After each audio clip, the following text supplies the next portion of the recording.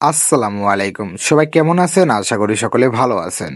আপনি কি চান একটা পিএসপি অ্যাপ্লিকেশন বানাতে যেটা ফুললি পিএসপি থাকবে, কোনো ফায়ারবেস ইউজ করা থাকবে না? তাহলে আজকের ভিডিও আপনার জন্য।